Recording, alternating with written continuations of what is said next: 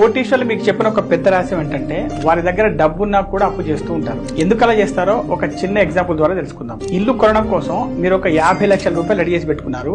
ఇప్పుడు మీ దగ్గర 2 ఆప్షన్స్ ఉన్నాయి. ఫస్ట్ ఆప్షన్ 50 లక్షలు మొత్తం పెట్టేసి ఇల్లు కొనుక్కోవడం, హ్యాపీగా ఉండడం. సెకండ్ ఆప్షన్ 10 లక్షలు డౌన్ పేమెంట్ చేసి 40 లక్షలు హోమ్ లోన్ తీసుకోవడం. 9% ఇంట్రెస్ట్ రేట్ తో 20 సంవత్సరాలు మీరు హోమ్ లోన్ తీసుకుంటే మీరు కట్టే ఈఎంఐ దాదాపు 36,000 రూపాయలు. 20 సంవత్సరాల తర్వాత మీరు కట్టే మొత్తం అమౌంట్ ఎంత అంటే అసలు 40 లక్షలు, వడ్డీ 46 లక్షలు, 40,000, మొత్తం 86 లక్షలు, 40,000. మరి ఈఎంఐ నీ బాబు కడతాడా అని మీరు కామెంట్ చేయొచ్చు.